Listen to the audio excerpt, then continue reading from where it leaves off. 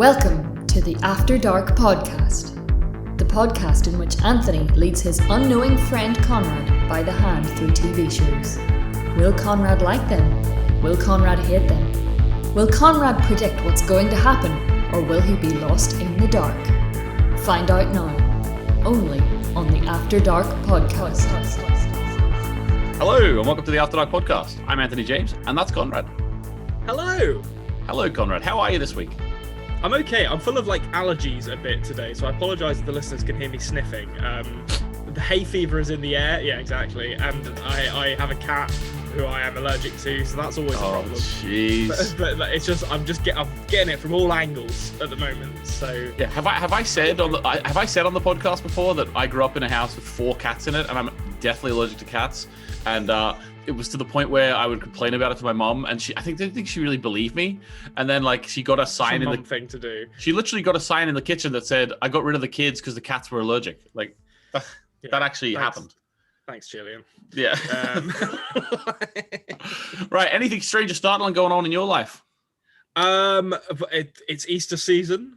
I made a complete fool of myself in my private life a few days ago when I was talking to someone about how we in the UK have Friday and Monday off work, and I literally said the phrase, we have Friday and Monday off work because Jesus was born or something, which is one of the stupidest things I've ever said. So even as someone who's not a practicing religious type, I feel like I should know when Jesus was born.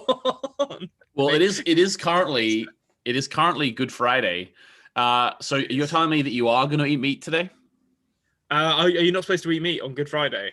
Yeah, well, yeah, that's I to be honest with you, I do, but that's. Oh well, yeah. Easter for me is just about giving chocolate to people. That's all. That's as much Easter stuff as I do. Yeah, fair enough. Well, that's fair enough. Well, I had a really strange occurrence happen to me this morning. Basically, I put in to the slow cooker a lovely mix of butternut squash soup mixture, right? And I was going to have a slow cooker going for 4 hours. And then for lunchtime, we could have some lovely white bread and some lovely soup. Just before we started recording, I went to check how it was going. And who do you think forgot to plug it in? The slow cooker wasn't plugged in. So I mean, it was very slow cooking at that point. One might say not cooking at all. Yeah. It would eventually have got there if we lived in a hotter country. So it's now on the hob. Fast cooking, the more traditional way of cooking a soup is it's now doing that. Won't be as nice, but it'll work. All right, so that's how I've been getting on today. But I'm really looking forward to talk about this episode because Konrad texts me. We had to delay our recording from Wednesday to Friday, and Konrad said that's good because I'll have another couple of days to think about because I've got a lot of theories coming out of this episode. Yeah, so I don't want to run the risk of putting the cart before the horse here, but just to give the listeners a brief glimpse into the mind of old Konrad. In the first season of the OA, I finished with, let me just count, 27 theories. As of the second episode of season 2, I'm on 19. So we're already firing on all cylinders this season. There is a lot of stuff going on in this season of the show.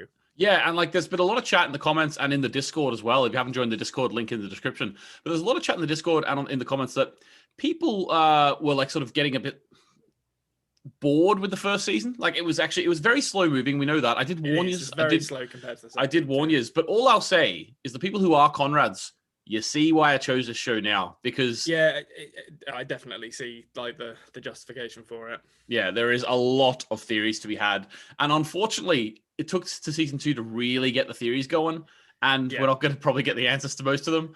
Now we're really cooking, and I'm like, how many of these are going to be resolved, guys? Because it's another 8-episode season, right? For season 2. Yeah, so there's only 6 left. Yes, so I'm a bit well, there's some big questions that you're asking here, guys.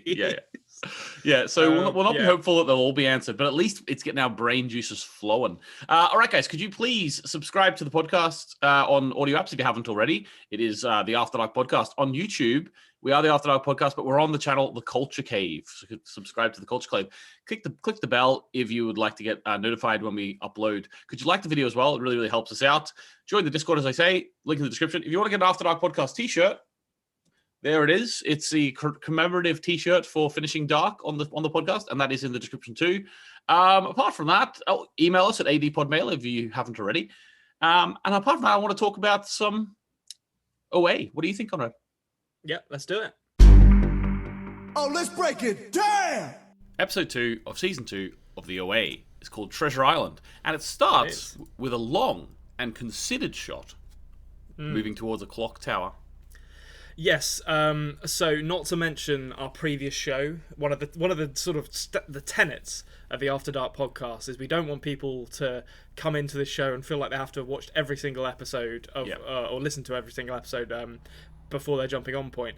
So I don't want to reference it too heavily, but this was very reminiscent of Dark to me. This kind of kaleidoscopic shot of the central corridor, or one of the corridors in the ward on Treasure Island, with the slow dolly forward through the door to reveal the port of San Francisco. I thought it was an absolutely great shot to start things off. Yeah, and it also, like, you'll find out later, but it calls back to the moment later on when Kareem circles the two and puts a line between them. It's almost like he was the camera operator who was, like, designing this shot. You know, he was like, we'll go from here, we'll go a line down there. You know, so they were very, very good. Obviously, the situation of those two locations next to each other like that seems to be important, we'll say. Okay.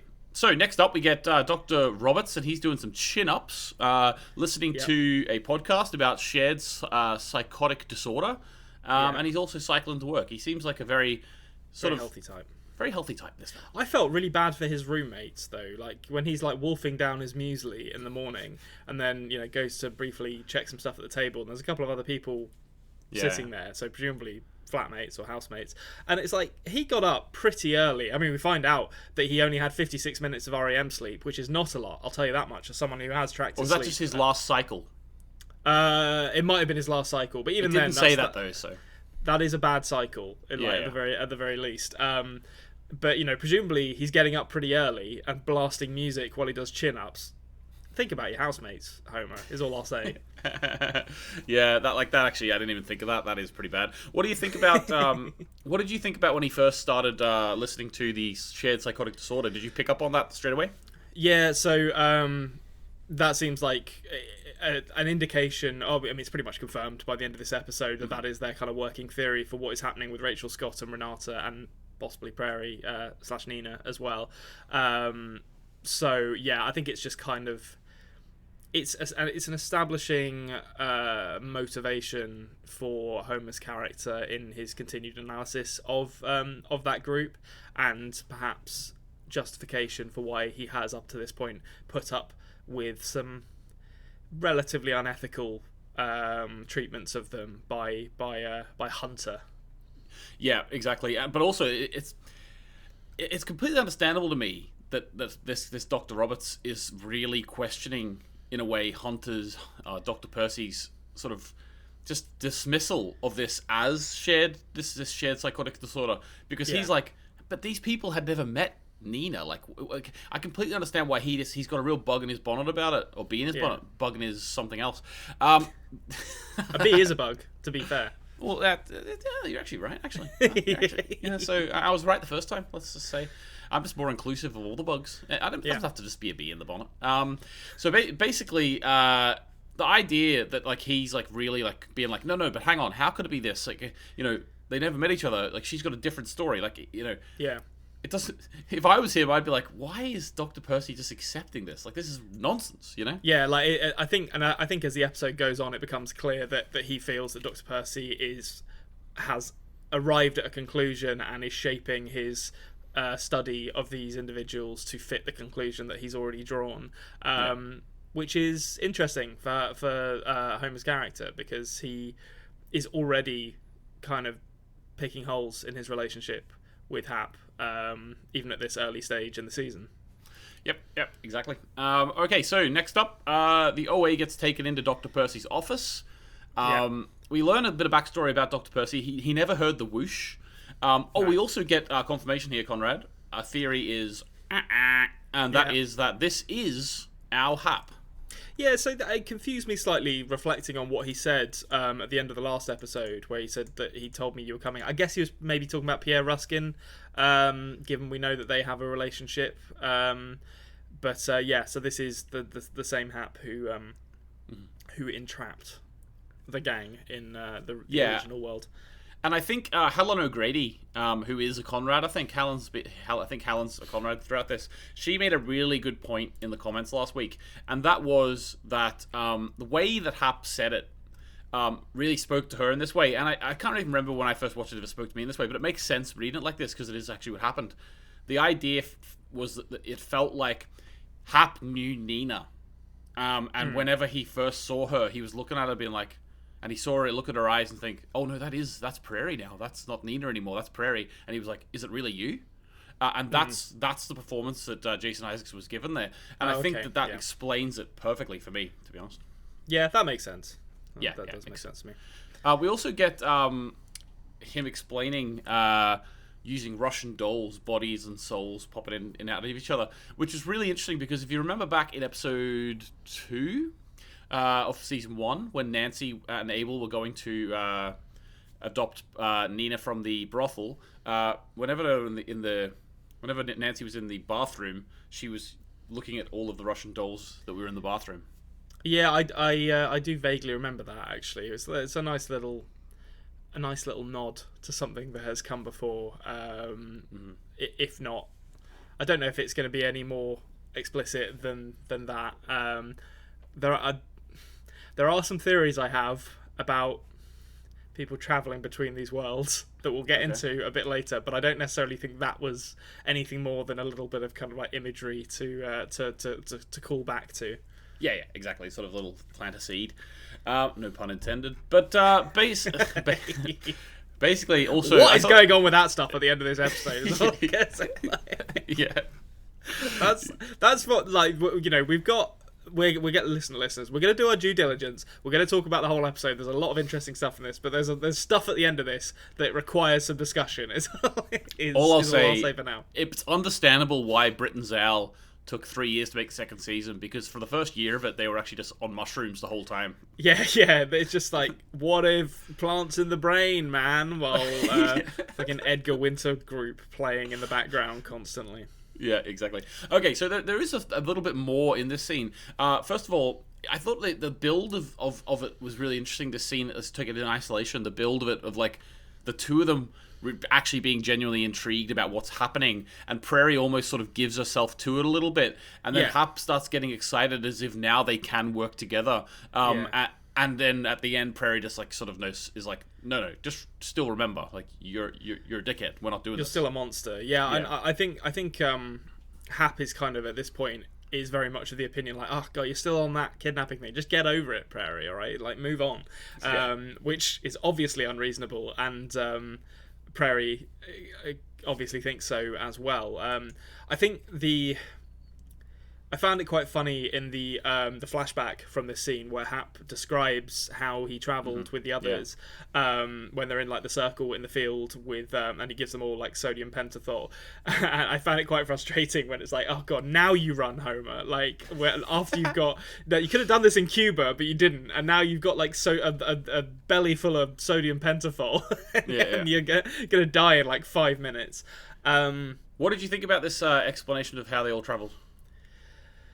What, as in them doing the movement together? What did you like this? How they just explained this very quickly and showed you how they got there? Mm-hmm. I did, and I think the more the episode goes on, the more it asks more questions, but also provides some potential answers to why people like Renata and Homer are less there than Scott and Rachel, who are clearly, you know, fully aware of who they were before and who they are, and you know, the fact they have inhabited another person's body.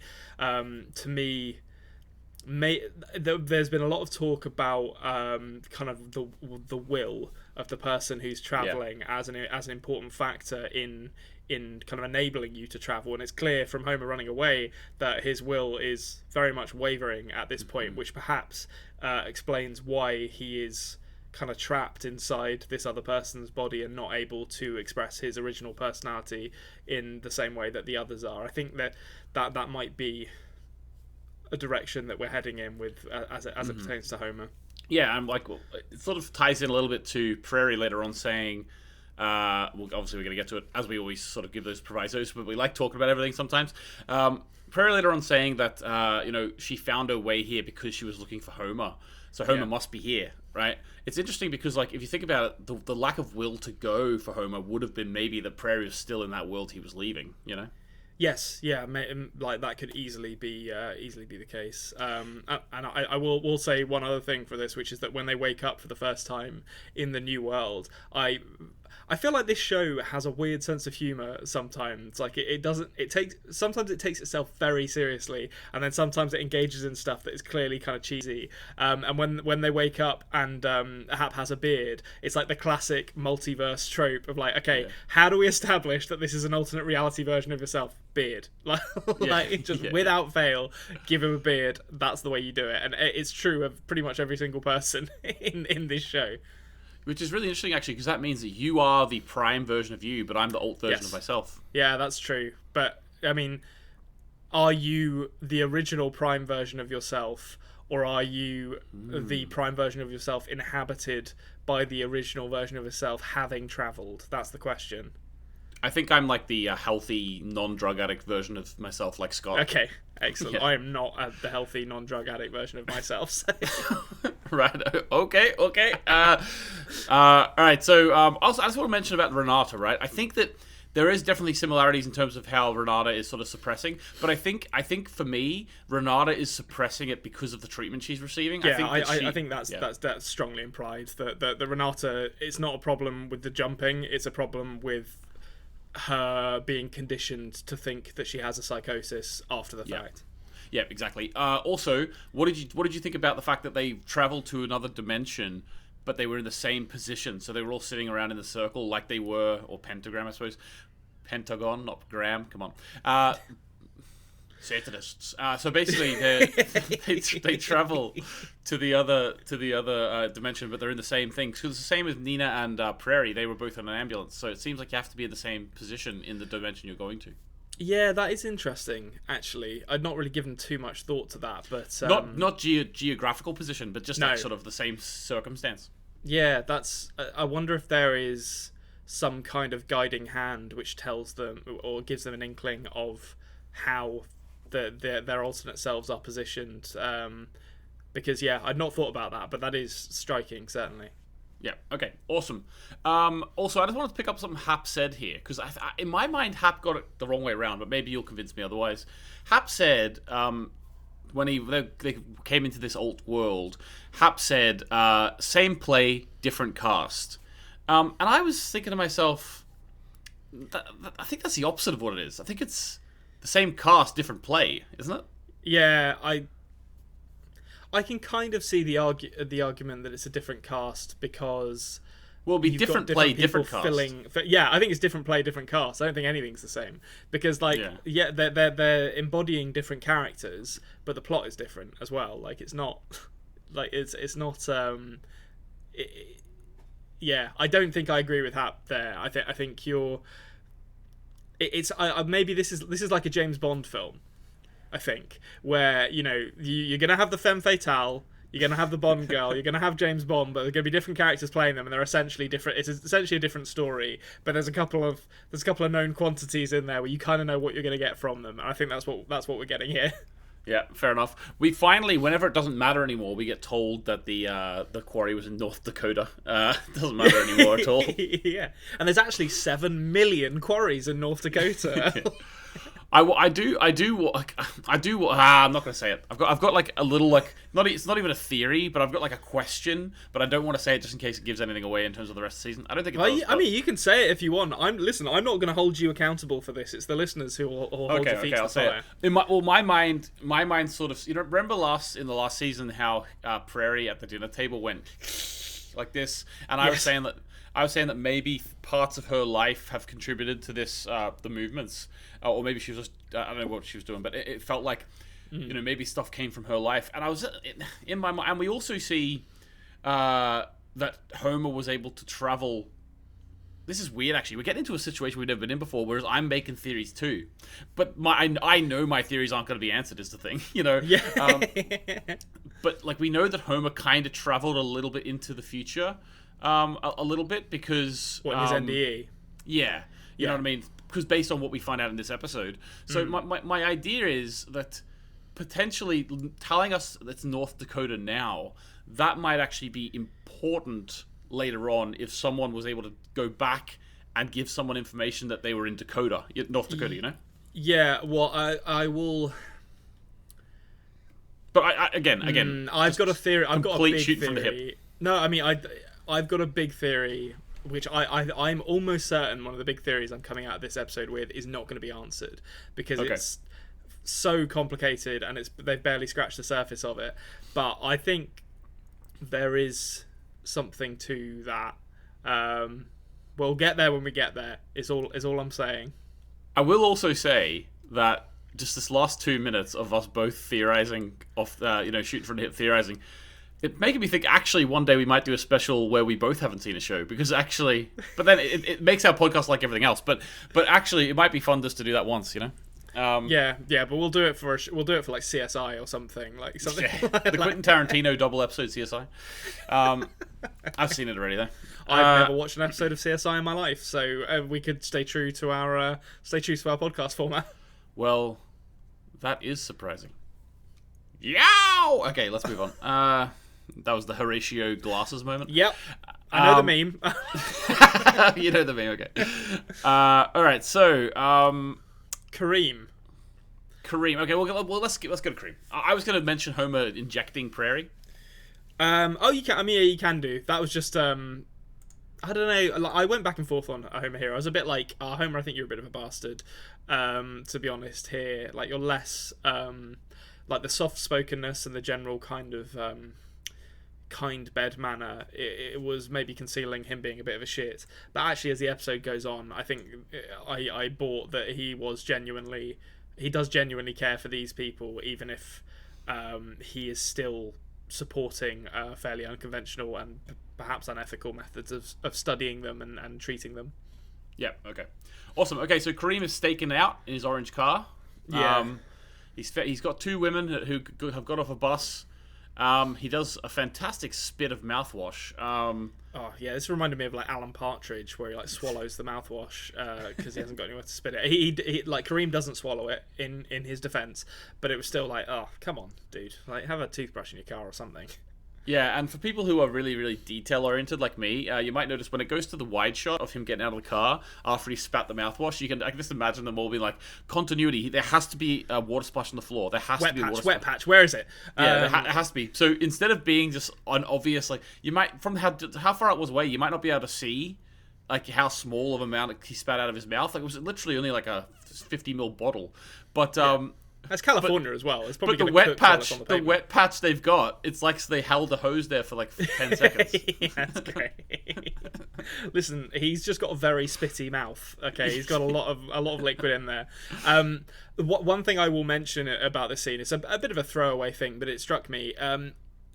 After last episode's descriptions of Pierre Ruskin as someone who essentially exploits people, young people to achieve his ends commercially, I feel like there's very, very deliberate visual symmetry between the sleepers or dreamers getting kind of bust out of Curie and those images you see of like migrant workers who are like bussed into farms and low paying jobs and then bust out again in the morning. That was definitely like a visual symmetry that I drew. Yeah, I think that's a great bit of symmetry. Also, it sort of adds as well to Kareem talking about like hiding the crimes in the cloud as well. Well, not crimes, but you know what I mean. The way you worded it last time. So it's like sweatshop. Yeah, like hide your sweatshop in the cloud, exactly.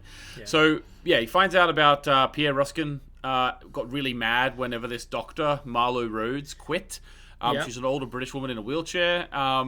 She get a great little joke in this scene. Oh, it's not really a joke, but one of the Spanish speaking ladies said, "I wouldn't risk my dream job," to which I wrote, "Rim shot! Someone get that writer an Oscar or a Tony, I guess. Tony? No, what do television things win in America? Golden Globes. Is it Golden Globes or Emmys? Is it Emmys? Or Golden Globes? Yeah, Emmys are the better ones. Golden Globes are sort of like the everything ones. Like you can get a film Golden Globe. Yeah, Emmys TV. Yeah.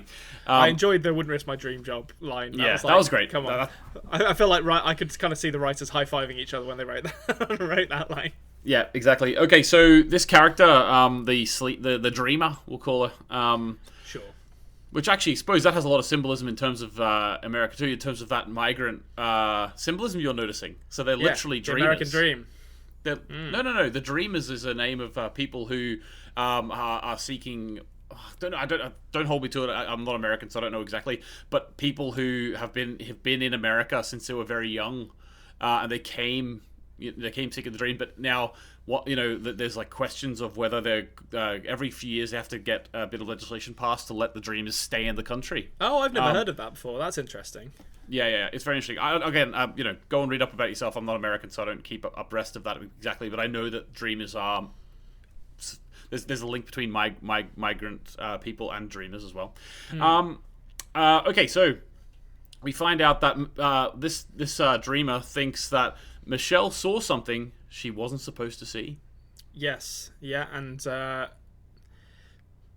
wonder what that is. Well, we kind of know what that is, actually, by the end of this episode. A very ominous line is delivered by Marla later on, which we will get to when we get to it. Got some theories about that, don't you worry. I think a lot of the information kind of doled out in the scene is kind of purely expository and like mechanical. So she doesn't recognize Q Symphony, which is interesting, and they reveal that they're woken after each REM cycle to discuss the dreams that they've had, to essentially, later on in the episode it's kind of revealed that they're like building this cloud of dreams to find the common threads between them. Yep. Okay, so basically Kareem then rings a friend of his, Mo, and maybe more than the friend. Oh, maybe. Wants info on Dr. Rhodes. Yes. So yeah, I don't think there's much more to that part yet. He makes a great joke. No, I wasn't even going to mention that. I can't even remember the setup, but the brown chicken, brown cow was. I need to go back and find. I think it was like what did this? I think sexy cow say to the sexy chicken or something. Sexy brown cow say to the sexy brown chicken, something like that. Yeah. Brown chicken, brown cow.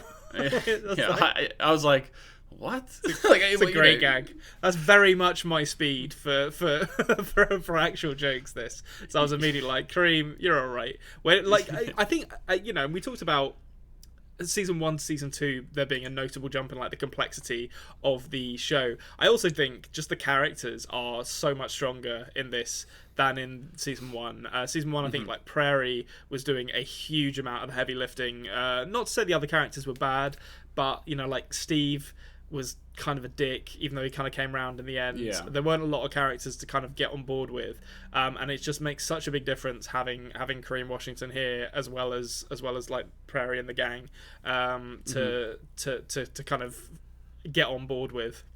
Well, yeah, I think a lot of the characterization put into the characters in season 1 was 100% to make us feel empathy for them, and it was 100% dramatic character building. Whereas in this season already, we're seeing a lot more sort of, I don't know how you would even say, but just even like just little light tones within characters to try and build them out as more rounded people, and I appreciate that too. Like I was even thinking that myself in terms of the I don't even know what her job would be, but she sits at the desk, like the receptionist. I don't think she's a receptionist, but a nurse possibly at the mental institution. I was looking at her costume, I was looking at the way she sort of holds herself, and I was thinking even the smaller characters are being much more sort of over the top in this world.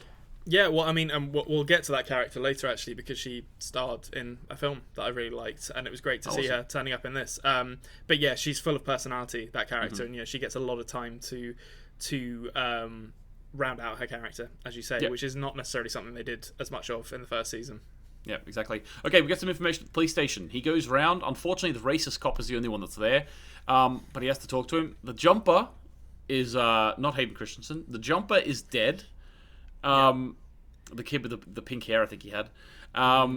Also, they find out that no one has gone into that house for I think it was 4 weeks or 4 months, a long time anyway.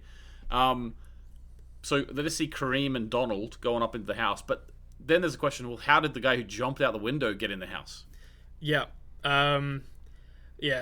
So a lot of my theories this week are to do with this house. I feel like they're I don't want to jump the gun here, but it's clearly important to what the Q Symphony kids and Pierre Ruskin are trying to solve. And if I was being brutally honest about it, we know that there's by the end of this episode we find out there's a tunnel shaped like a coffin, which we haven't seen yet, but presumably there is another way into this house that he doesn't know about, and that's how that kid got in. But I think there are also there's the fact that Pierre Ruskin's research is so centrally focused around this house makes me think that there's going to be some traveling stuff that you can do within this house. And it's funny, we were talking off air about the Malazan Book of the Fallen again, which new listeners won't know, but it's one of my favorite series of fantasy books. And there are things called they are, I think they're called Houses of the Azath in that. They're basically these ancient structures that are kind of like the world itself, allowing you to kind of travel from place to place. They're inherently magical, and that's immediately what this house reminded me of, this place that kind of has always existed and will always exist, and is full of portals and gateways to other places. And that's kind of what I'm starting to think about in terms of the house with the rose window. That's a cool idea. I like that. Okay, so Pierre Ruskin rings up Hap and says, sort of ask questions about did Nina go to the house by herself? Pierre, it ends actually the most important part, because we've talked about the house a little bit there. The most sort of compelling part of this conversation for me was Pierre saying, "I'm sending you a new subject." Yes. Wonder who that could be. I think the thing that struck me in this, and maybe I'm misreading this, but based on the way they talk to each other, Pierre doesn't seem to know that Hap has replaced Hunter, based on what he's calling him. He's calling him Hunter rather than Hap. Yet Hap seems to be aware of their prior relationship. So it's almost as though when Hap moved into this person's body, he maintained some of his knowledge of their previous relationships, which I'm not sure about. I don't know if I'm reading that right or if I'm misremembering something, but he seems to kind of personify both versions of himself almost. Yeah, there definitely is some of that going on. There might also be, now I can't actually remember if this is answered or not, so it is just me sort of analyzing this part as well. It might also be that whenever he became Hunter Percy, he realized by getting in contact with Pierre Ruskin, he could actually start get people to do this. Maybe I think Pierre Ruskin seems like he knew about the house before Hap did, so I don't know how that would work, but there definitely is a chance maybe they didn't actually start doing this together until Hap was in Dr. Percy. Oh, okay. Yeah, that would make sense. I think the only other thing that that really struck me in this scene is this is the beginnings of Homer's skepticism towards Hap, I think, that we see here. Yeah, so Homer comes out, and Homer sort of starts questioning, and then Hap straight away is like, "You're questioning my methods? You don't like my methods?" Yeah. So Homer's going to take over Nina's treatment, I suppose, is the main takeaway from this. Which should be interesting. We do see a little bit of that later on whenever she gets the therapy session. So maybe we'll go first of all to Kareem, finding out a little bit more about Dr. Rhodes before we get to the therapy then. So basically, Kareem's at home. He's doing some research or whatever. Drinking while he works, like a true PI. Yeah, exactly. The FBI didn't like him doing that, so now he just does it. Yeah. No, I can imagine not. That's the real reason he quit. But basically, he goes out, he hears noises outside his boat, and he goes out and brandishes a gun at Mo. Yeah, he's just kind of sneaking about. Though I don't think nefariously. I think so it's interesting, their relationship, because they clearly have had an intimate relationship. I think the implication is that the child she is carrying is their child, and there are moments together where they are together and clearly still have affection for each other. I believe they kiss at some point. I might misremember that, but there's certainly she kisses him like on the forehead as she's leaving, sort of thing. Yeah, there's like definitely like there are remnants of a relationship there, if not an active relationship, let's say. But it's odd that she kind of says she was creeping around because she wasn't sure if someone was there with him, and didn't want to like intrude. So it seems like maybe these guys are kind of post breakup or something, and they're still trying to navigate how that relationship works. But I really like Mo as a character immediately. Like she seems very competent, and she's got a bit of the I don't want to like compare her to like the only other female FBI agent that I can think of, but she seems a bit like Agent Starling from Silence of the Lambs.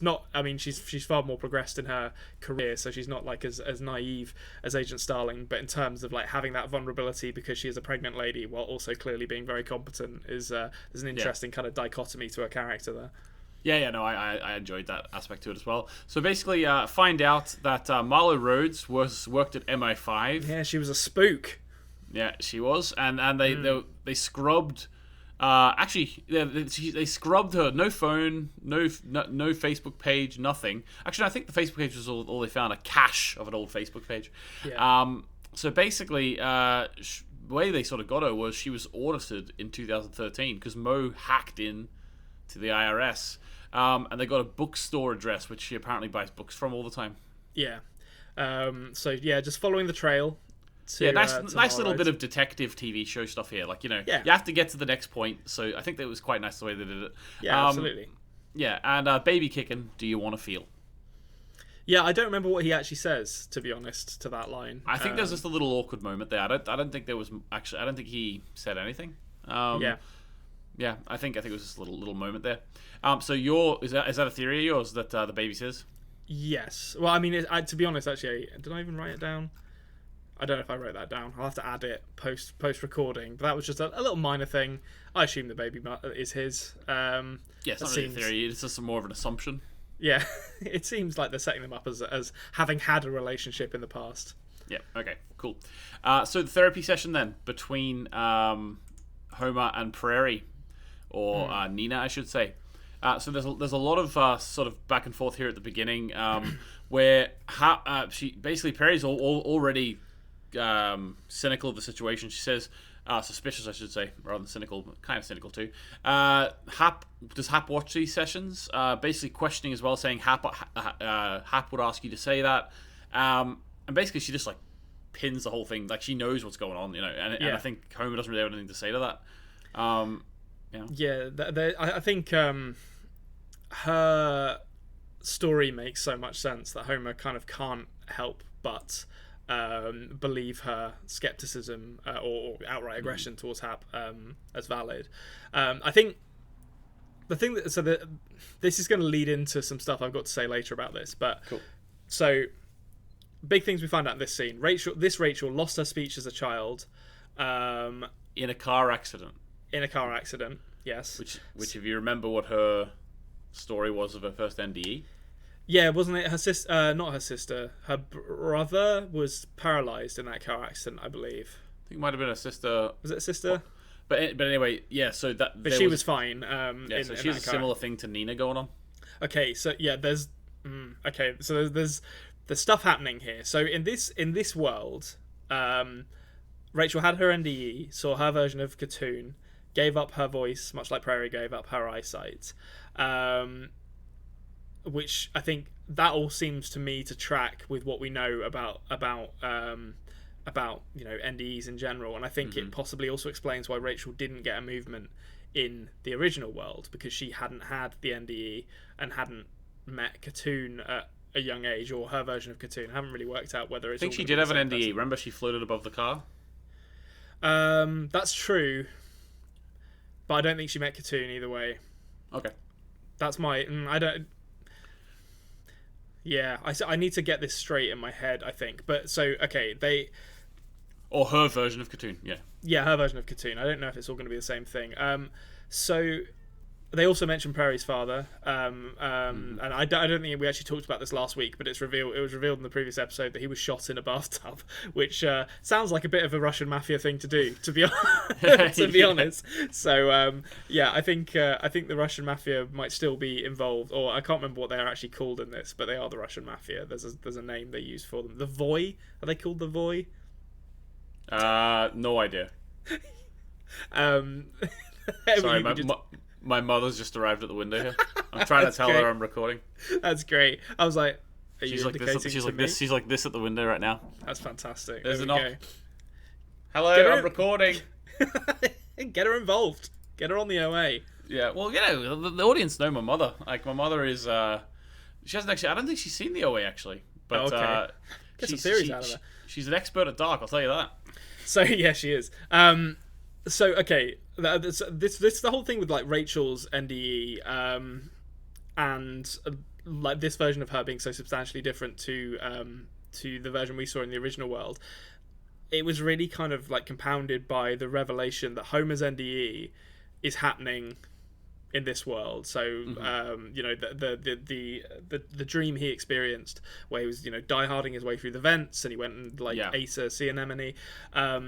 That's happening in this world, and I believe that Prairie in this scene actually says this is the dimension of Homer's NDE, which makes me think it's either in this scene or it might be in the later scene where she meets Scott and Rachel and it is and Renata actually. Okay, so I'll talk about that properly then. But it's just interesting that the NDEs happen in other dimensions, which we kind of knew already, about how that impacts the different, like how you exist in different worlds, and also we get. I said I was going to mention her. We get Brina. I can never pronounce her surname. I think it's Vinaite from the Florida Project, who is the nurse who turns up. And the Florida Project. Yeah. Oh, cool. Like she's because she wasn't an actress before the Florida Project. I believe they found her and thought she had a great air of legitimacy to her for that film.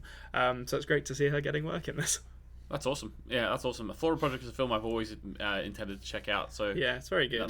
Another reason to watch it. So basically, when Homer puts his arm up and Nina's like, yeah, that's what you did. That's what you did.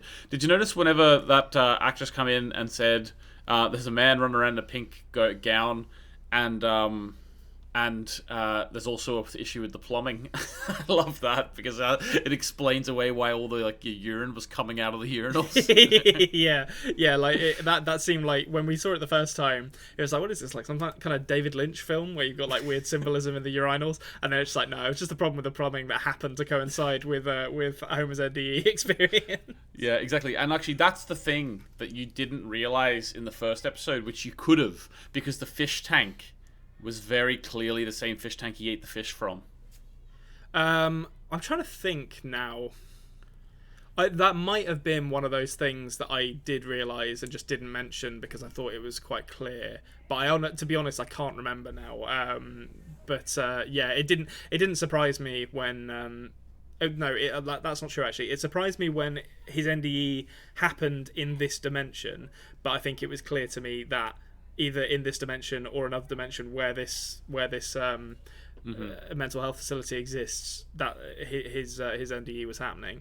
Okay, so it's pretty distinctive. Yeah, exactly. All right, so there is a couple of questions I have for you about this though. Basically, when Homer went to the NDE into this world, how did that work? Is he literally sort of appearing there as himself? Is he actually? Is there two of the same body in that moment in this mental institution, or is he transporting into someone else's head? What's actually happening here?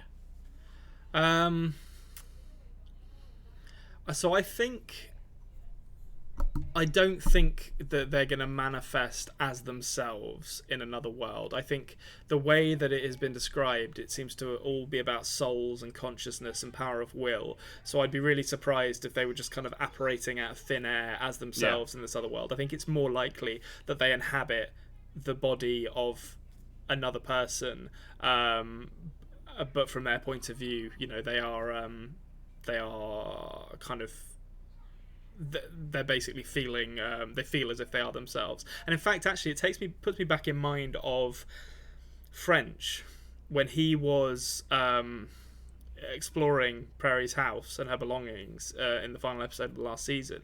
He sees Homer's reflection in the mirror in her bathroom, which makes me that could just be kind of like a that could have just been symbolism, because at that point in the show he was skeptical of whether Prairie had been telling the truth or just constructing a story, and seeing Homer's reflection might have just been an extension of that, him saying, you know, is this just a fiction that she's created, and, you know, she's actually pulled Homer from parts of my personality and parts of Steve's personality. But I do wonder if there's something more to that, based on something else that happens with a mirror later on in this episode. Yeah, exactly.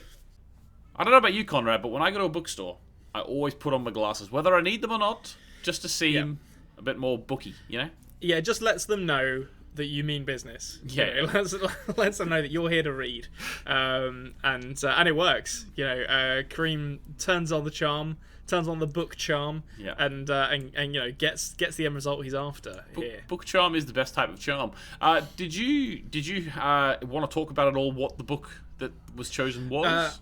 Yes. So it's Parable of the Sower, which I haven't read, but I do actually know quite a lot about, because there is a similar story called Death of Grass, which is also about a young woman who is it a young woman? I might be wrong, actually. Death of Grass might be about a man. It's been a long time since I read Death of Grass, but it's about like kind of post-apocalyptic dystopian society, and how society recovers from that. And Parable of the Sower in particular is interesting because it's about a young woman who develops hyperempathy, which means she feels sensations that she witnesses, and founds a belief system on it in this like post-apocalyptic world, which feels an awful lot like someone we might know in this story, i.e. Prairie. Oh, I was thinking Nancy.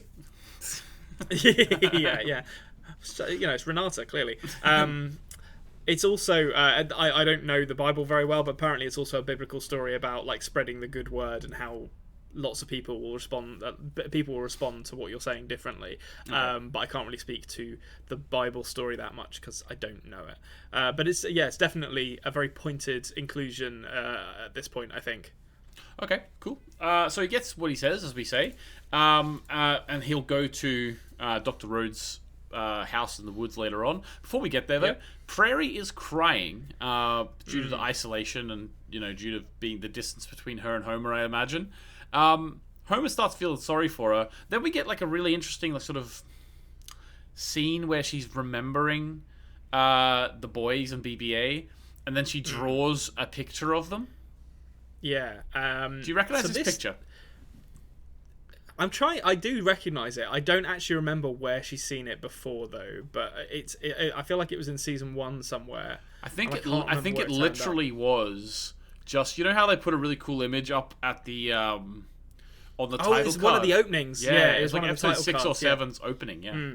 Yeah, that's right.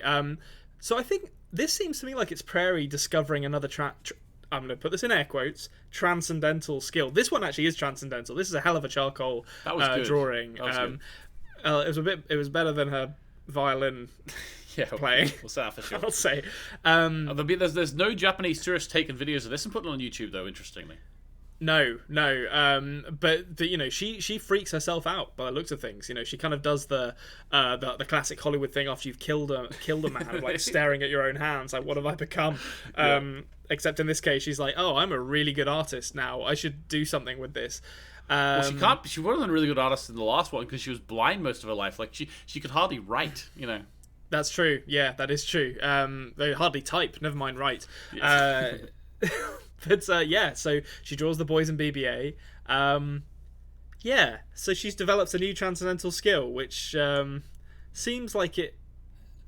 My understanding of that is that it happens when you have an NDE. So I wonder if her getting shot in the heart has given her this skill, or whether it's purely a case that her emotional connection to the boys in BB-8 is so strong that she's like able to express that connection in a transcendental way. Yeah, like my mind also goes to the potential of when you travel to another world, even for a moment, you get it. So in the NDE, when she travels to another world, you get a transcendental skill. This is I suppose technically it's like the third world she's been to, if you count her weird Saturn type world as one. So she's got the violin playing from the cartoon place, and she's getting the drawing from here, possibly, or maybe this is just a skill Nina had. Yeah, maybe there's muscle really memory. Good. There's muscle memory there. Yep, could easily be that. But it's a lovely drawing anyway. Yeah, it is lovely. So she's getting released into Gen Pop. So I'm going to admit something here. When Homer said that about her, I thought it meant they were letting her out of the hospital. I was like, that seems like an awfully big step for Prairie to take, to be honest. Yeah. And then when she walks into Gen Pop and Renata's just there smoking indoors, which I'm pretty sure is illegal, I was like, okay, this makes more sense. I think in some parts of America it's illegal, but actually there's a lot of parts of America where you still can smoke indoors. Oh really? I thought like America was fully on the no smoking indoors train now. No, I don't believe they are. I really don't believe they are. Okay, fair enough. Let us know in the comments. That might be a fish for comments. Who knows? Anytime we're stupid, I just say, yeah, well, that was just to get you to engage. You know. Yeah, it gets the people going. Yeah. That's what we need to. Yeah, exactly. That's what we need. We've got to act like fools every now and then. We're like shock jock. We're like Howard Stern. Is that his name? Shock jockeys. Like just I know say provocative things. Yeah. Exactly. Howard Stern. Yeah, shock jocks. Yeah, that's what we're doing. Well, of course, that's what we do.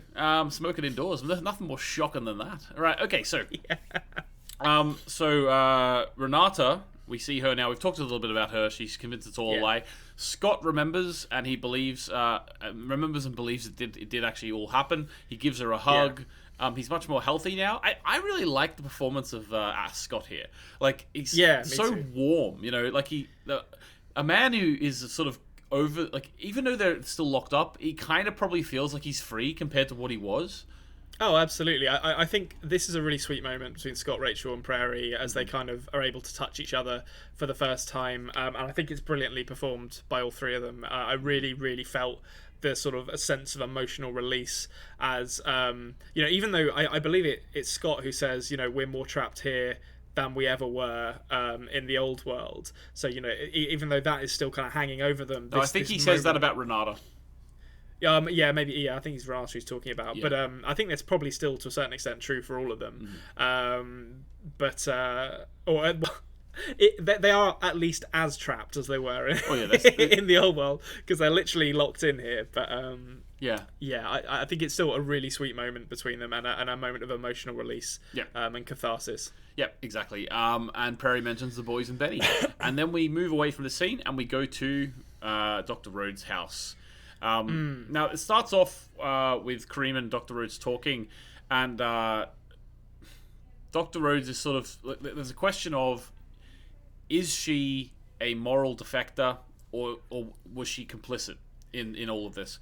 And she talks about she does like a crow drone analogy. I've said here, we all know crow drone analogies. They're all the rage these days. They're all the rage. Yeah, exactly. So she speaks about like she went through 20 drones before she learned to fly like a crow. And I thought it was really interesting. Obviously, depicting the idea of her getting in with these people, and going along, and she sort of no one knew she was different than them, all that sort of thing. But the interesting part is at the very end of the scene, her drone falls down, and I'm like, she left Curie.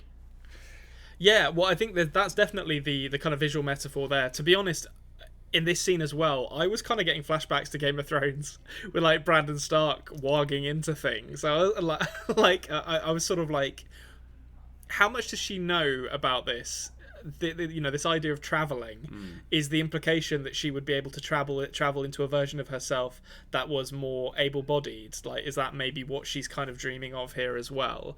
I don't know if she knows enough about it to know that that's possible based on what she says in this scene, but it's that's where my mind immediately went. I will also just say as well, there is some lovely camera work and lighting in this scene when Kareem kind of knocks on the door and then walks into the house and the camera follows him, and the change in like hues and kind of tone visually of the scene is really striking. It becomes really warm as he's walking through the house, and it's just there's a lot of like very kind of like virtuosic camera work in this episode, which I really liked. Yeah. This is like every now and then, like you get a show. Not every show does it, but where they just like every shot is so considered. Like it's. Yeah. I really love the look of this show. Okay, so talking away, character development for Kareem. Kareem's former FBI agent. He was undercover in Muslim communities. Whenever the young men that he was with in the Muslim community started like building bombs and like sort of got involved in that thing, he says, well, they never would have even known about this if they didn't meet me. So he sort of saw himself as the catalyst to these young men becoming radicalized. Yeah, and I think my feeling is the implication here is that his time spent kind of facilitating the radicalization of like young Arab men is what ultimately drove him out of the bureau. Yeah, exactly. I got that as well. And it sort of opens up some questions, like like for example, like obviously this is a less serious thing. And like when we're talking about radicalizing people, it's obviously more of a indoctrination-y sort of thing as well, though. But even in a simpler form, it's kind of like the question: if you have like a car with like you put like $100,000 on the passenger seat and just leave the window open, if someone comes along and takes the money, are they guilty really? Because they are guilty, but should they be punished at the same level because they only did it? It's kind of entrapment. Yeah, it's entrapment. They only did it because the opportunity arose. It's interesting. It's an interesting thing to think about. So after that little scene, then we're back into the mental institution, Treasure Island, and Prairie says what we have said earlier about she thought of Homer, so therefore she came here. Talks about that's the tank. Like they're sort of spelling everything out for us at this point. Like they've given us enough time to get it ourselves, and then she's saying that's the tank from Homer's NDE. This is the place. Here it is. And then they all look around at Homer, who's looking through the glass at them. Which listening to some. It's very funny, like the incongruity of Homer like spying on them while listening to some middle of the road ass pop rock in the background. It's like, come on, Homer, like you've got to have a better choice of music than this. It's. I'm just gonna say this now. From this scene onwards, this episode gets kind of nuts in terms of what it is discussing. So in this scene, we get Prairie saying for the first time that we are in Homer's NDE dimension. So there's I might be completely wrong about this, but this is where my brain is at the moment.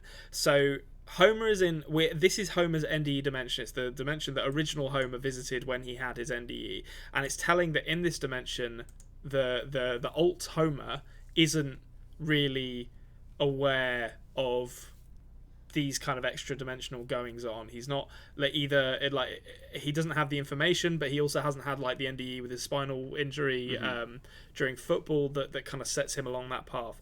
And I think it's interesting that this idea that each of these individuals that we know, so Scott, Rachel, Renata, Prairie, and Homer, potentially visited a different dimension with their NDE, and the version of themselves in that dimension doesn't actually know anything about NDEs or sort of traveling beyond dimensions.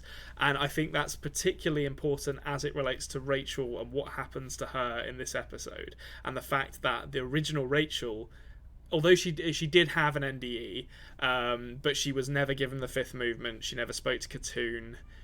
I know that they did say in the first season that maybe Katoon wasn't giving her the fifth movement purely because she didn't want, or they rather didn't want Hap to get it. But there's an interesting comparison, I think, between Rachel in the original world and Homer in this world that maybe I'm way off on, but that's kind of where my head's going with that at the moment. Okay, very interesting. Okay. I did also legitimately think when Rachel like runs off, they're like, how can she speak without words? I did for a moment think she was going to speak to them through the power of interpretive dance.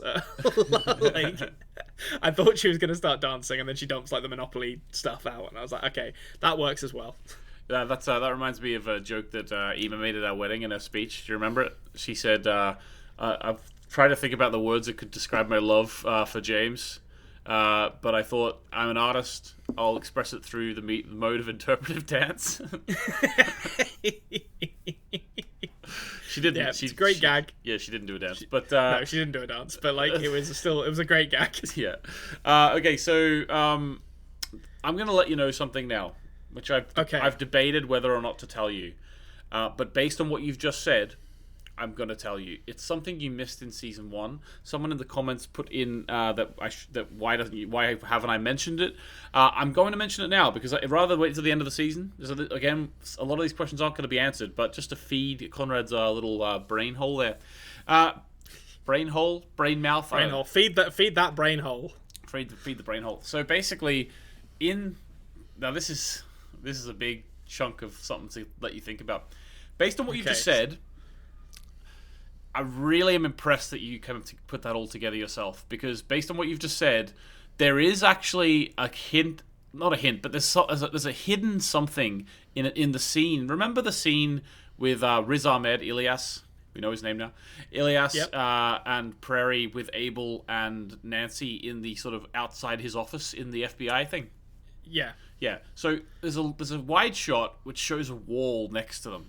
Now, on the wall, there's no way you would have realized this because you don't speak Braille, or you don't read Braille. Speak Braille. But on the wall, spelled, like, it looks like an art installation on the wall, but it's like just big, and it's actually just Braille. And it just says Rachel. Okay. Interesting. Isn't it? There's... Okay, well, we'll come back to that at the end of this episode, because there's some shit going on with Rachel. Yeah, that's interesting. Riz Ahmed, like, Ilyas is a fucker, I'm telling you. Like, the more I find out about him, like he's just like, what art should I have in here? Oh, I know. Just likes the name. He's a big fan of Friends. Yeah, he always thought of himself. He's always like, I'm such a Rachel. Like, yeah. He had the haircut in the 90s and all. Yeah, he did. We all loved it. We all loved the Rachel in the late 90s, and Riz Ahmed or Ilyas more than any other. Yeah, exactly. Okay, so Kareem. That's what I got to say about this scene. You know, Christ. You got Kingsley Benadir, and you know, it's like Steve in the first season. You got to get his kid off. You know, he's looking great. Yeah, he is. But I actually was more referring to the information they were communicating. Oh, but yeah, okay. Well, that's what your brain's going. The Kingsley Benadir is stacked as well. I was very impressed by that, and it's like, fair enough, get that out. Yeah. But I mean, like, okay, so the stuff like I'm just going to list off what I got from this, because I'm almost certain I missed stuff in this, and you can maybe fill in the blanks. So dream overlap. So basically, this idea of the dreamers, they collect the information and look for recurring themes in them, which will come back later. I want to know if that German dream experiment is a real thing that Marlowe mentions, because that where they talk about like the rise of people kind of predicting in their dreams the rise of Nazism. I assumed it wasn't. Like, the 20s. I assume it's not either, but that's really cool if it is. So something interesting they say, the game is not a project of Curie, which to me seems to be confirming that Pierre Ruskin didn't design the game. Maybe I'm misreading that. I think that's a fair assumption to make from that, but I don't think it's confirmed, but I think it's a fair assumption. But I mean, that obviously begs the question, who designed that game then, guys? Because someone did. Yeah. And the big kind of mic drop reveal at the end of this first scene. This is actually before he's gone in to get his kit off. This is when they're actually walking. So she talks about, you know, putting things from the material world into the dream world. She's fine with taking things out of the dream world into the waking world is too much. Obviously, the question that comes from that is, what did you take from the dream world into the waking world? Yep. My first thought, honestly, was Prairie. But at the end of this episode, I feel like there's something else that maybe was taken out of the dream world and into the waking world. I don't know what it is, but it doesn't seem great, and Hap seems pretty protective over it. That's all I'll say for now. Okay. Excellent. I think what we'll do is we'll do the last scene that they have here as well, just to get all this sort of Dr. Rhodes and Kareem stuff out of the way. You know, not that we're not enjoying it, we are enjoying it. But yeah. So basically, they talk about that last year patterns begin to show themselves through these streams, and there was three things that kept coming back: tunnel the size of a coffin, a curved double-sided staircase, and a rose stained glass window. Now, let me just say, it's whenever she said there's only one building in the whole world with all three of those things, I was like, in my head I was like, there's no way. I think there's only I think there's only one building in the whole world that has a tunnel the size of a coffin. Like, to add that into any three, and it's going to be the one. I went the other way. I was like, come on, a double-sided staircase and a rose window. Like, you know, there's going to be hundreds of those in Surrey alone. Yeah, but this is the thing, actually, because this is the same show that told us there was 500,000 quarries in North America. Yeah, 70 billion quarries in the world or whatever. Yeah, it's go all or nothing for this show. It's like one of these houses or 500,000 quarries. You know. Yeah. So apparently only one house. Like, but. I thought to myself, what house has a tunnel the size of a coffin? Yeah, that seems like a really odd way to describe a tunnel as well. Yeah. Again, maybe just, you know, a bit of kind of like a lyrical quality to the writing that they have that Brit Marling has demonstrated her skill for previously, but a really odd and evocative way of describing that. I will also say as well, the cuts back and forth here between Rachel essentially playing charades, which is great, describing stuff, and Marlo Rhodes, is that her full name? Yep. Marlo Rhodes. Dr. Marlo Rhodes.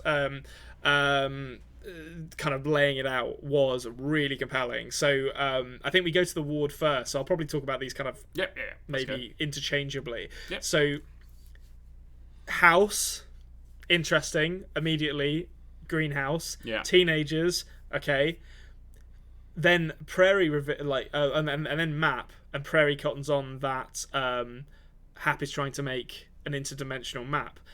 And immediately my mind went back to, oh shit, the thing that Zendaya's character was building looked a lot like a twin staircase that might also be some kind of 3D model, maybe a map, one might say. Which makes me think that the map, that the objective is to map the house, and then finally, obviously, we get greenhouse. It's clearly, you know, the house in I can't remember the name of the road where it is actually. He has mentioned it a couple of times. Nob Hill, that's it. How did you forget Nob Hill? Yeah, that's true. I've let myself down there. That's the kind of thing I would have immediately cottoned onto normally. And then the flower. We don't actually see it in this episode, but I'm fairly certain that the circular window at the top of that house had a kind of floral design on it. And we do see in the dream mapping when Marlo is talking about it, we see someone sat at like a desk with loads of monitors in front of them, and we see all of them kind of the mappings overlapping to show a floral stained glass window, which I'm pretty sure is the window at the top of that house. I'm not certain because we haven't seen it that close, but I remember noticing that it had a stained glass window at the top when we saw it in the previous episode. So something's going on with this house. This house seems like it might be important. We got the curved double-sided staircase, obviously, in the house. So the house is the map. Seems to be the implication from what Rachel is saying, which to me suggests that there's a way to travel through it, which would explain maybe where the pink-haired kid came from. There's some way of traveling in that house. It would explain why kids are living in the house, why it seems to be driving them insane, because maybe they're stepping through portals within the house itself, and you know, maybe leans into that kind of House of the Azath Malazan thing I was looking at, where the house is this kind of like ancient, almost Stephen King-esque horror, not horror necessarily, like, but you know, it's something weird. Yeah, it's like a portal room that like predates mankind and has just changed as the city has grown up around it. But if Curie didn't make the game to lure people to the house to get them to map it, but Dr. Rhodes does know that it was designed for that purpose. So yeah, exactly. So Dr. Rhodes must know who made it. Well, because how otherwise? In the app description does it say designed to lure people to the house? You know how? Yeah, I don't know. That's what I'm trying to figure out, because it's like it feels like the app is kind of mysterious origins as well at this point. Like someone must have designed it, but who? And if the app was designed to lure people to the house, Pierre Ruskin and Hap are obviously trying to map this house to unlock whatever power it contains.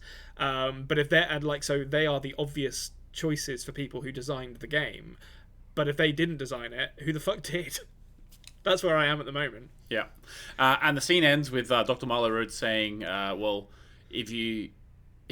Kareem says that he went in the house and it was just a normal house, and Dr. Marlowe Rhodes says, well, then you have not been inside that house.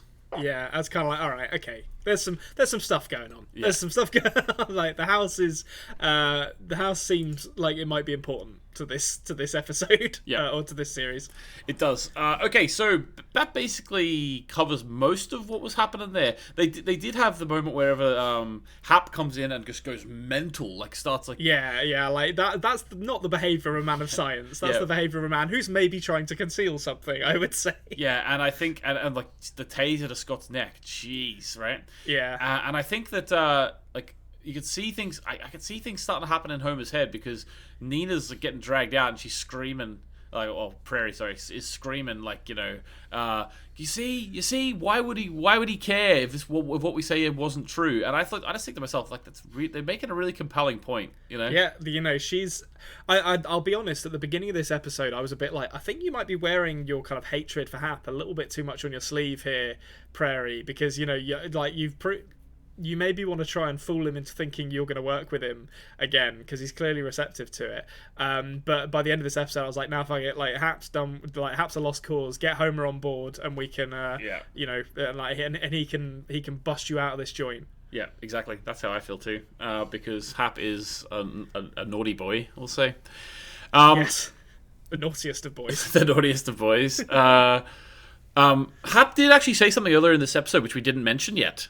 Funny enough, I can't believe we skipped over that, but he mentioned something like in that first initial scene with Prairie, when they're up in his office, they mentioned, I can't remember the exact wording, but it was something to the effect of eventually we'll find a reality or whatever where you don't hate me or something like that. Yes, yeah, he definitely says that, and I'm not sure I'm not sure how I feel about that. I think he's obviously infatuated with her, even though his research has kind of moved. Seems like it might have moved beyond her at this point. So I wonder whether Hap is. I think Hap's a really good character. I think he's ultimately a coward in that he wants the glory, he wants the acclaim of solving this great puzzle, but he doesn't want to deal with the repercussions of the awful things he has done to get to where he is. And that to me is just another example of his wishful thinking, where like if he keeps on running away from his problems and not his problems, his crimes and his mistakes, eventually he will outrun them and find a world where he can be at peace. But I don't think he's ever going to find peace, frankly. Okay, cool. All right, so Kareem's back at home. He's making the notes and stuff where he circles the treasure island and the house, and there's a sort of perfect. Actually, is it the house? I'm not quite sure what he circles. It's a treasure island. It is. Yeah, it is. It is the house. Yes, and there's a perfect line to it. So good old fashioned drawing on a map. Yeah, it wouldn't be a police procedural without someone either putting pins in a map or drawing on a map. Frankly, yeah. I'm sure the pins are coming, but he actually gets a call from Mo, and Mo explains that the house is owned by Nina Azarova. Yes, so I kind of love this about this season, that we've got this crazy like time travel or dimensional travel sci-fi stuff going on with Curie and Pierre Ruskin and Marlowe Rhodes, but we've also got the like kind of down and dirty crime conspiracy stuff going on with Kareem and Mo. Obviously, it's telling in this scene that this is the first time that Kareem has heard the name Nina Azarova, and this seems like it's pretty clearly going to direct him into Prairie's path and her storyline. But I just like the sort of the additional threat it introduces here, where it's like you're messing with MI5, you're messing with Russian trusts. Like this is a dangerous game that you're playing here now, and it just really ups the stakes for me, which I really enjoyed. Oh yeah, exactly. It's just it's getting good, Konrad. That's all I'll say. Yeah, it's heating up. It's heating up nicely. Just like my soup, it's probably nearly ready. It's fast cooking after all. So the pink-haired boy. He's strange that he's alive. I thought he was dead. What happened here? He's brain dead. They said he's brain dead, which I suppose just means his heart's still pumping, but there's nothing going on upstairs. So basically, they bring Mr. Ruskin gives him to Hap, and wants him to know it's been a while, 60 hours since he was in the house, so it doesn't seem to have mattered. Apparently, when you're in the house, it awakens the seed that's inside everyone's head, and it comes out and grows a little bit of, starts like sprouts a shoot. Yeah. What do you think about this development, Konrad? I'll tell you exactly what I thought. I'll read verbatim the words that I wrote down as this was going on. The fuck is Hap pulling out of this kid's ear? That was my first thought. So I believe he also watches video.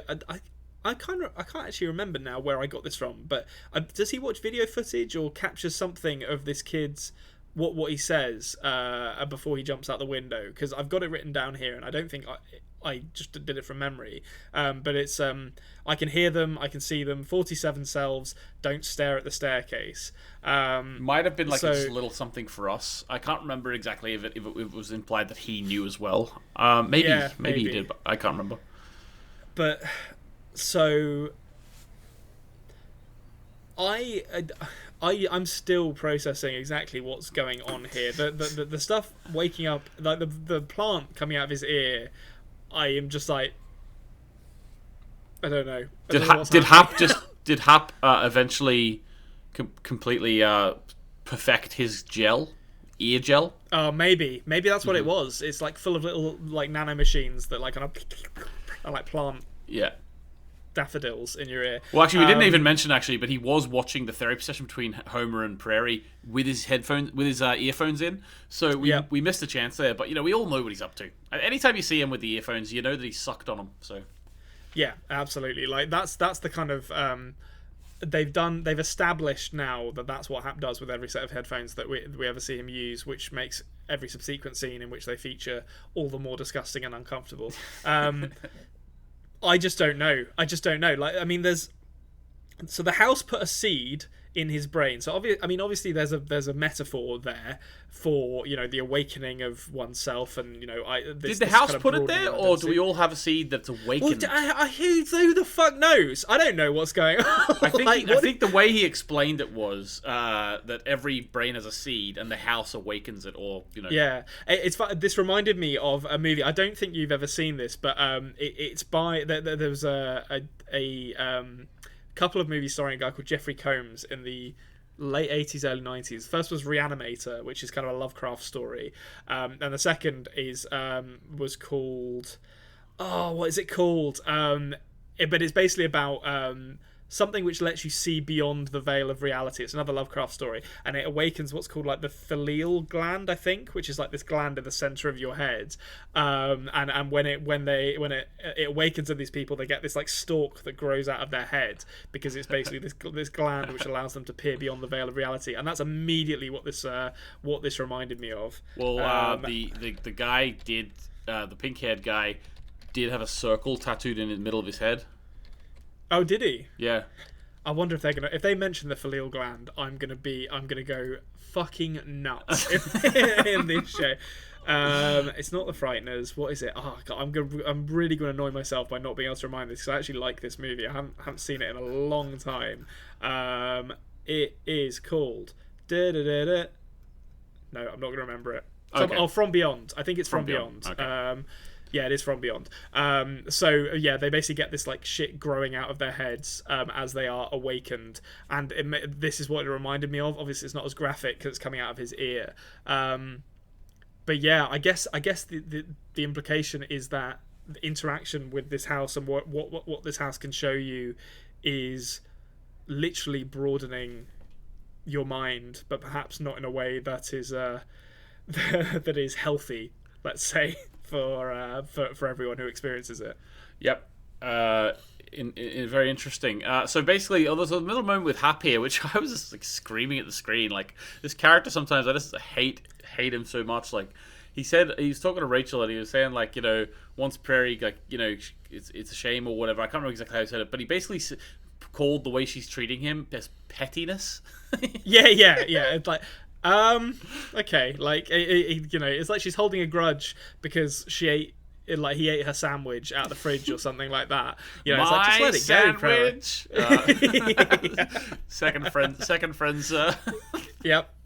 We're getting all the hits in today, folks. Yeah. I apologise to anyone under the age of like 30 who didn't watch Friends and is getting nothing from these. But yeah, so I like he just has no sense of the enormity of what he has done to these people, and like I think from his point of view, as we've been saying the whole time through, the ends justify the means, which I think Scott, Renata, Rachel, and Prairie would disagree with, frankly. Okay. Awesome. So Rachel actually goes through the door. She does. And she is able to see what's in there. She's really surprised by what's in there. Shocked, I would say. Yeah. Maybe even a little disgusted. I'm not quite sure. Her face was very, like, sort of reactionary to it. So then she comes out, and Rachel then stabs Hap with a little, something. And then Rachel's dead. Well, okay, so... Right, so let's take this one step at a time then. So Rachel seems like she has made some kind of deal with Hap here. She's working with him, but is clearly still working against him based on what we've seen with It's like a similar way to the way Prairie was helping him in the first season, I thought. First was a blind girl, now it's a deaf girl. Yeah, so that was interesting, I thought. She goes into the room. Not deaf, sorry, mute. Mute rather, yeah. So she goes into the room. We see reflections of kind of a liquid surface, kind of on the of light bouncing off a liquid surface on the wall behind her, and she's horrified for it. I've got completely fine from the hip theory here. It's gonna be some kind of fucked up interdimensional squid fish monster thing. Is my guess, purely based on the fact that it's we're starting to get into what feels like kind of slightly Lovecraftian territory here, and she is viscerally and visibly horrified by it. So, and I think whatever this is that she's seeing here is the thing that they brought out of the dream world into the waking world that made Marla Rhodes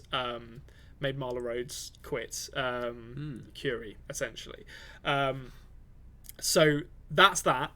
It might, maybe it's like a jellyfish or something. It's going to be something fucked up, and hopefully we see it at some point. Rachel looks like she gets her neck broken, and I as soon as it happened, and we looked down at her with her head bleeding, I was like, this is an awful lot like that scene with Scott, to be honest. I've got like the same similar note. kind of shot. Yeah. Like this kind of top-down shot of blood slowly pouring out of her head, and I was really frustrated. I was like, God damn it, she knew stuff. Someone do the movement, save her. Yeah. And then and I was kind of like, oh, well, she's gone. There's no one here to do the movements for her. But then we get this transition. As the camera zooms in through Rachel's eye, doing all kinds of weird electric stuff. It is similar to this. We did see that stuff with Scott the first time too. I didn't actually remember that with Scott. But yeah, so that's interesting. But this transition through her eye to the street that Prairie lived on, and we head. Sorry, I've got some people going past playing music. Hopefully that's not someone's having a party. If not, enjoy it. Like, what better time to listen to music than while I'm talking about a young woman having her neck broken?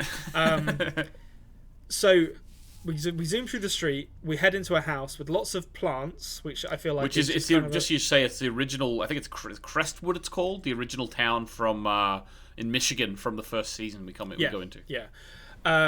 We head into the house with lots of plants, which I feel like is a little nod to Rachel because we know she sung to her plants. I don't know how explicit that is. Scott sang to his plants. We've got that wrong. Oh, sorry, it's Scott, isn't it? We got it wrong. Ignore that then. It's just like maybe it's just a plant. Sometimes a plant is just a plant, guys. All right. Like people yelled at us with all caps for that. Like let's. Oh well, all right. Sorry.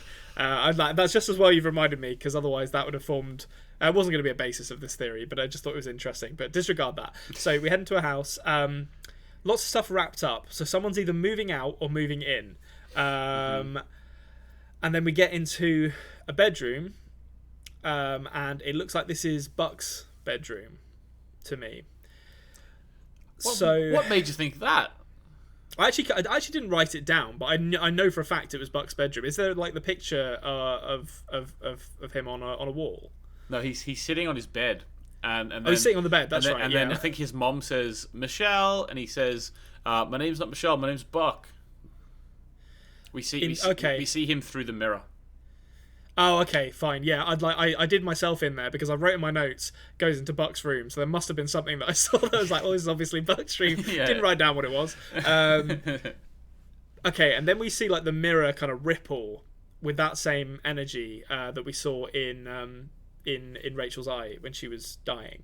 So I have a theory about this. So this could be completely wrong, but Homer never got his movement in the alt world, in the world the gang are currently in, because he never had his never had the NDE that had him speaking with Katoon, and he got it when he ate the fish from that world, though. He did, but I mean, like the Homer in the alt world. Like, Dr. Roberts. Yeah, Dr. Roberts. Yeah, sorry, Dr. Roberts. Yeah, yeah. So alt Homer, as I'm kind of referring to him. Awesome. So he never got his NDE that kind of exposed him to this wider idea of multidimensional travel. I think it's telling, as I've said before, that Rachel kind of had a similar experience in the original world. Like, she seemed to be in a similar position to Homer, in that she wasn't really getting exposed to it to the same level that Prairie and Scott and Renata and Homer were. So, and we've heard in this episode Prairie refer to the alt world as Homer's NDE dimension, which makes me wonder whether the original world is Rachel's NDE dimension, and therefore in this world, the Rachel from that world can't broaden her horizons, because the Rachel from the alt world is having her NDE in the original world as she is dying. So, you know, some of like Rachel is, I don't know, like waking up in the walls, or, you know, is potentially inhabiting the body of someone else through an NDE. I think that's what's going on here. I also, based on what we saw with Homer's NDE when he travelled to the alt world, and we said before there was some time travel there, because he had that experience before it actually happened, before it actually occurred in the alt world. The fact that everything is packed up here makes me think Buck's family are either leaving or have just arrived. Either way, that seems like there has been some time travel that's gone on here. Rachel's NDE, or alt Rachel's NDE I should say, is either happening in the past or it's happening in the future. I'm not sure which one it is. I suspect it's probably the past, given that his mum is still referring to him as Michelle, when we have seen his mother be more accepting of that in season 1, but that's not for certain. Yeah, I know what you mean. I think as well, like, we've now been in that little alt world for a couple of days at least, and we know that whenever like 2 or 3 months had passed for Happenall whenever they arrived, and so the whole time Prairie was saying telling the story to the boys in BBA, the other ones were in the other world. So there is precedent for the time traveling at the same speed in both worlds, and at one point is equivalent to the other point within the worlds. So when I first saw this, like, you know, we'll see, I'm sure, in the next episode or two, but when I first saw this, my mind said, okay, so a few days have passed, or it could be that. And like, for, you know, they just went through a school shooting. This family's getting out of Dodge. You know, that's sort of... I suppose it could. That is a reasonable explanation for that as well, actually. So it might be that there's no sort of time travel stuff going on, and it's purely that they have just decided to move. But you make a compelling point, though, about the mother referring to Buck as Michelle. It's interesting they chose the mother to do that, because in my mind I was just like, okay, this is just 100% for the people who haven't caught it yet.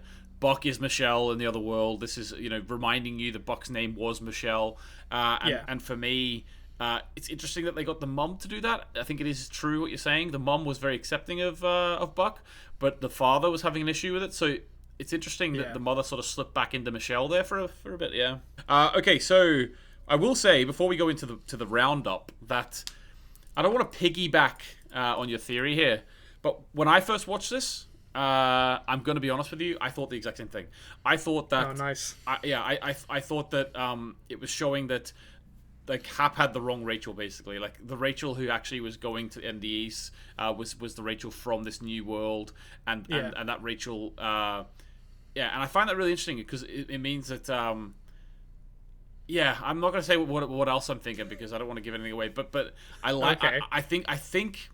I think we're both on the right lines there. At this point, there is something going on with whose NDE goes in what world, isn't there? Yeah, I feel like that they've shown it twice in this episode that in your NDE dimension, like the dimension that other people visit to have their near death or other versions of you visit to have their near death experiences, you yourself will not experience in NDEs in that dimension. I feel like that's true of Homer, and we're seeing here that it's true of Rachel as well. Yeah, I think it's, what I think is interesting too is that the first season, then to take that as rote, okay, the first season is based in Rachel's NDE dimension. Yeah. The second season is in Homer's NDE dimension. They said they planned on 5 seasons. Well, there you go. Mm-hmm. That I think that tells its own story. Yeah, really, doesn't it? The last season is all on that place on Saturn. Oh God, that can you imagine if there was like a Star Trek season where they got to like some tacky, but not like modern Star Trek, like 60s Star Trek with like that kind of like sound effect, and like having sex with Martians and stuff like that. That'd be, what a shame, what a tragedy that we never got that from this show. Okay, awesome. You want to get into the roundup? Yeah, let's do it. Okay, IMDb rating this week is 8.9 again, same as last week. Where do I think this stands? I can't actually remember what I said for last week, but I think I do broadly agree. I think the first 2 episodes of this season have been a real step up in quality for me from the first season, and I'm fully on board with everything the show is doing at the moment. Like, I think in the first season there were most episodes I was like, this was good, but there were a couple of dings against it throughout the episode. I haven't had a single scene that I haven't enjoyed so far in the first two episodes. So I think I agree with that rating, and long may it continue. Yeah, exactly. And it's really weird, because whenever people talk about the fact that the second season is so good, in my mind I'm sort of almost wanting to defend the first season, but it's also it's weird because it's like, it's all the one show, It's like someone says you're a really great person, but last week you did something that annoyed me. I'm like, yeah, should I defend my last week's self, or should I just accept that accept the compliment? It's all me, Yeah, exactly. Yeah, I mean, I think the first season did a lot. It's in the OA is in good company. I say this as someone obviously who hasn't watched the whole of the second season, so I don't know. Maybe it turns into a flaming wreck and ends awfully. The rest of the season actually just goes back, and they're just in Crestwood the whole time and listening to a new person's story. Just Steve doing parkour on a roof for an entire episode. Yeah. I would watch that. He's great at parkour. He's going to make money doing stunts and shit. He said so himself. Yeah. I think the OA is in good company in terms of shows which took a season to really find their feet.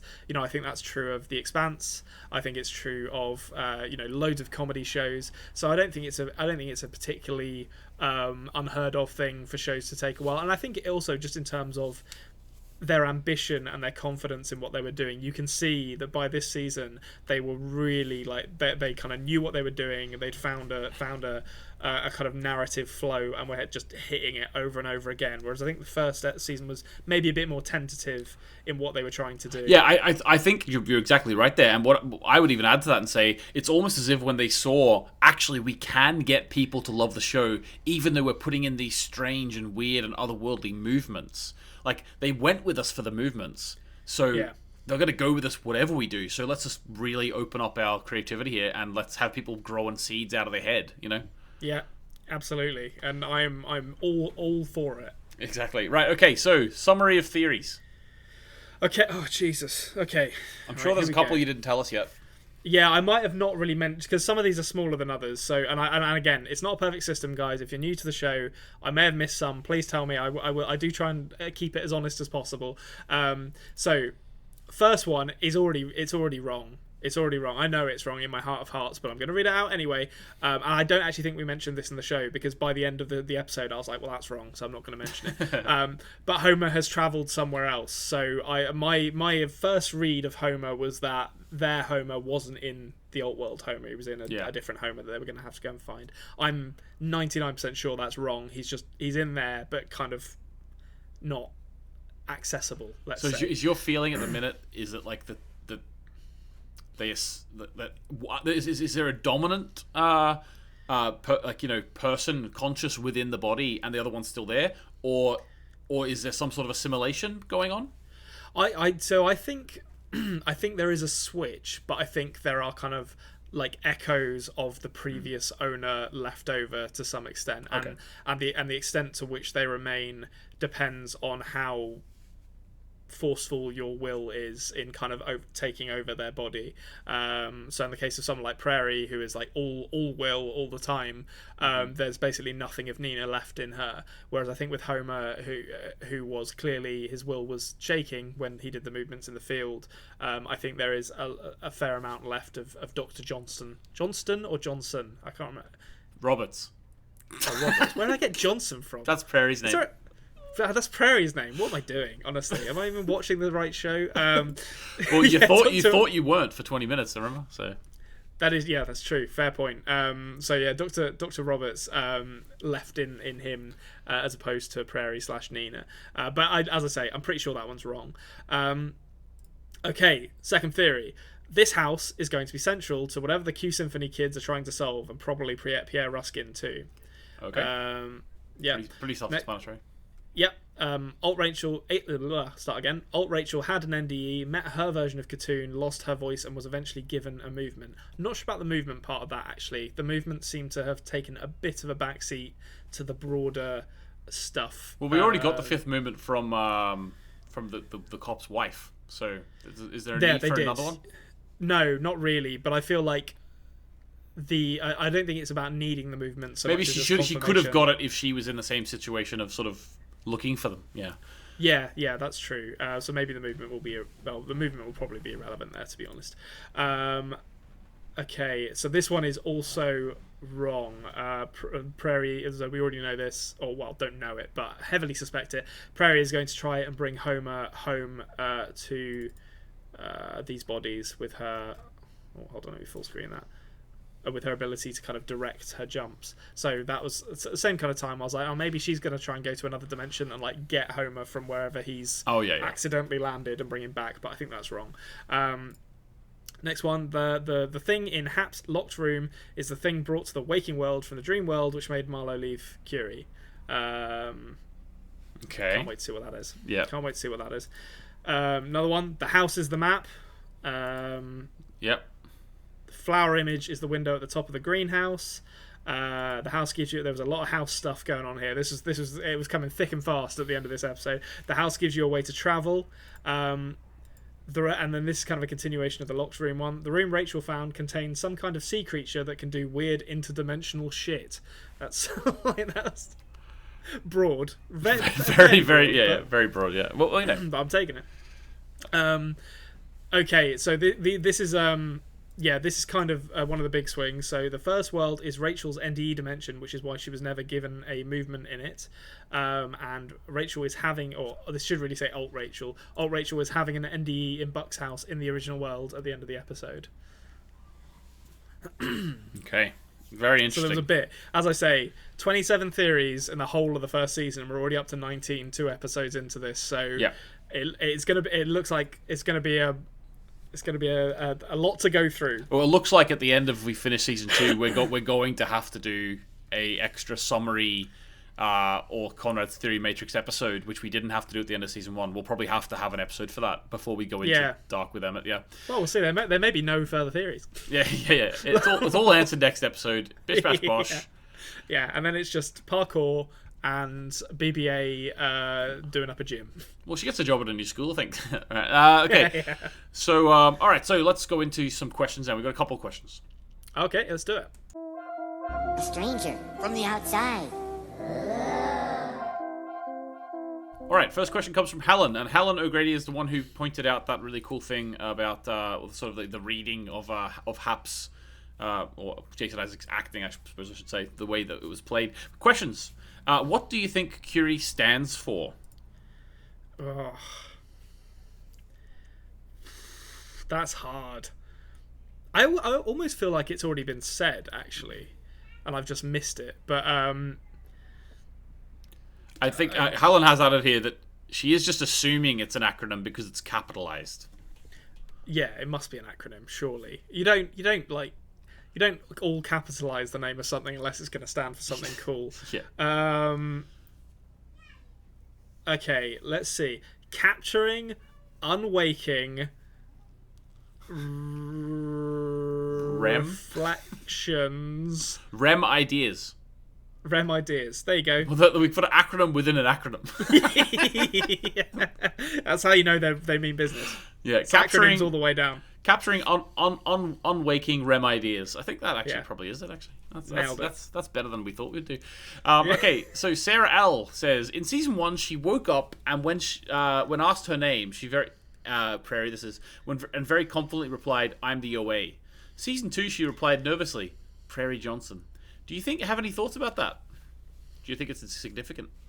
Yeah, I do. They've kind of gotten away from a lot of that, like OA. Prairie being the center of everything in this season. I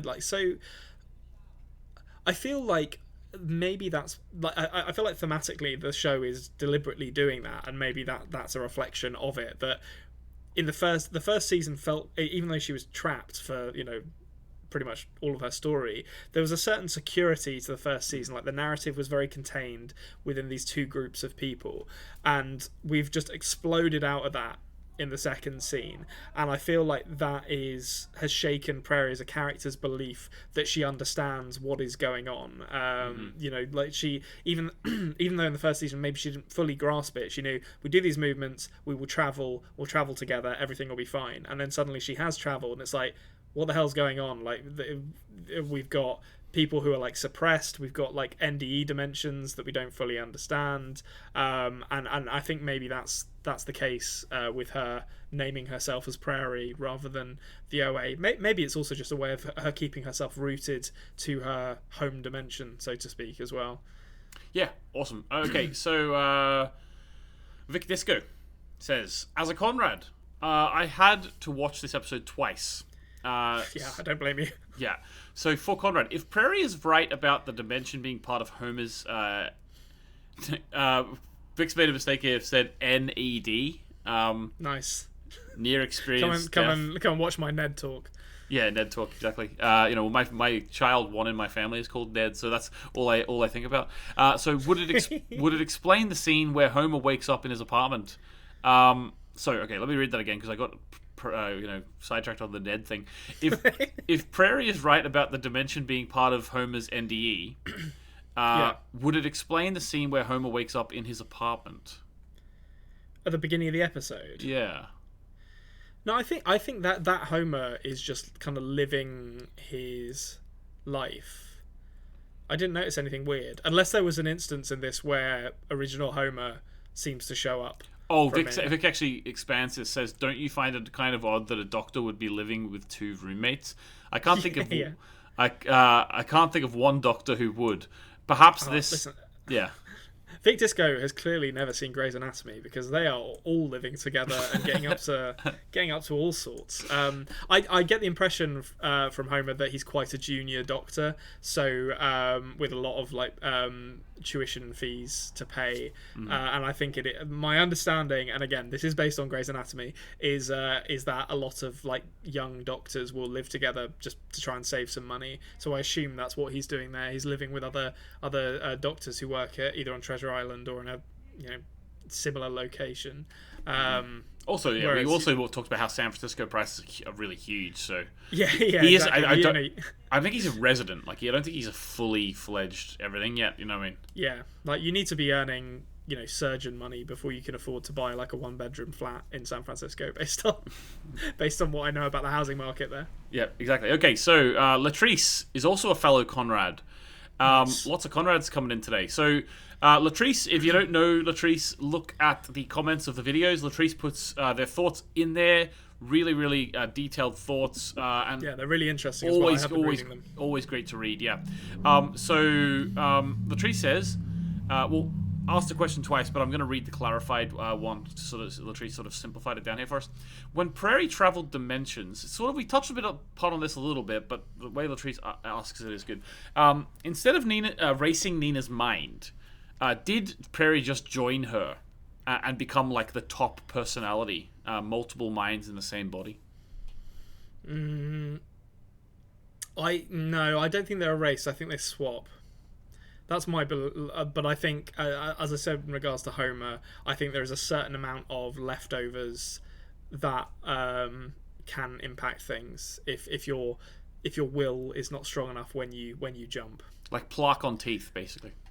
Yeah, kind of. Yeah, I mean, I was expecting Nina to wake up in Prairie's body and be like, "Oh shit, I've been shot in the heart." So do you expect to see that in maybe the next episode when we? I feel like they've got to show us a bit more of what's going on with the boys and BB-8, and I feel like that's a scene that's got to happen where, you know, she wakes up in hospital. I mean, to be honest, I don't know how she's going to wake up in hospital because she's been shot in the heart. Doesn't seem like the kind of thing a doctor can be like, I'll just fix this. Like, well, the thing is, if your theory is correct, it's interesting to me because Dr. Roberts, right? Shouldn't Dr. Roberts be dead in a field in North Dakota if you think that Homer is there? Why was there no switch? That is true. That is true, actually.